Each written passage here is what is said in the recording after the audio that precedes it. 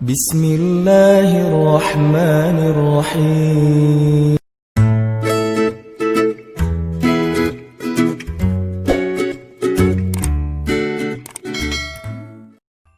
Teman-teman sekalian yang dirahmati Allah Subhanahu wa taala, yang semoga selalu dijaga hatinya oleh Allah Subhanahu wa taala agar selalu thiqah billah, agar selalu percaya dan yakin kepada Allah Subhanahu wa taala.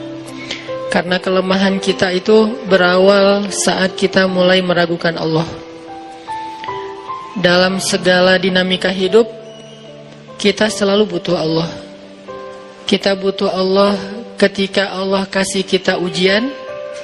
Bahkan tetap kita butuh Allah ketika Allah kasih kita nikmat. Kalau kita butuh Allah saat diuji, agar kesabaran kita terjaga. Karena orang yang tidak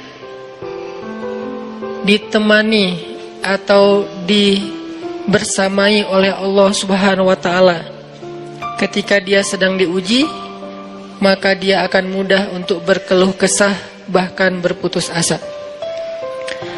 Kebersamaan Allah kepada dia saat dia diuji itu adalah Allah Subhanahu wa taala menghibur hatinya. Allah Subhanahu wa taala menenangkan hatinya. Allah Subhanahu wa taala menghidupkan hatinya dengan nikmat iman. Ala bidzikrillahi tatmainnul qulub.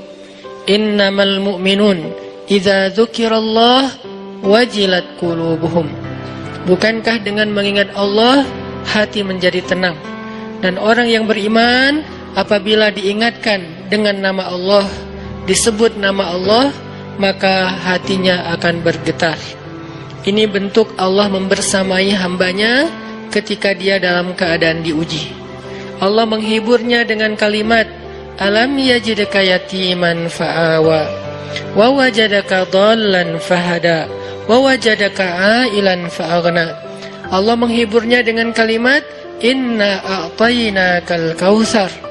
Allah menghiburnya dengan kalimat, kalla saya'lamun, summa kalla saya'lamun. Allah menghiburnya dengan kalimat, la tahzan, innallaha ma'ana. Ini adalah ketika Allah membersamai seorang hamba saat dia dalam keadaan diuji.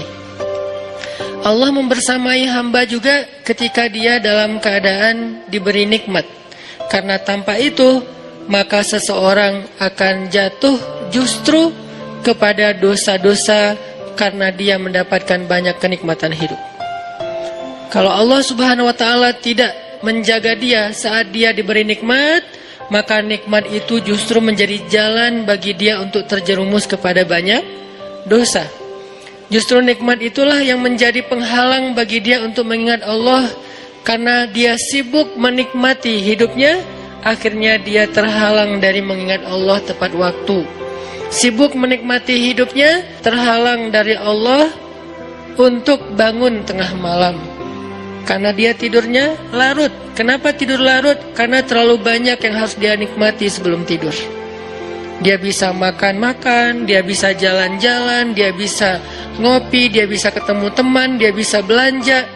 Bahkan dia nunggu midnight sale untuk bisa menghabiskan nikmat yang Allah kasih kepada dia. Sehingga akhirnya tidurnya terlalu larut, lalu dia tidak bisa bangun untuk menghadap Allah, curhat kepada Allah. Hal yang selama ini dia lakukan justru ketika dia diuji oleh Allah. Ketika diuji oleh Allah, mudah bagi dia bangkit tengah malam, curhat, sujud panjang, menangis dalam doa. Ketika Allah kasih nikmat, curhatnya hilang, malamnya lelap, sampai bahkan subuhnya juga kelewat. Ini kalau Allah enggak membersamai seorang hamba ketika dia diberi nikmat.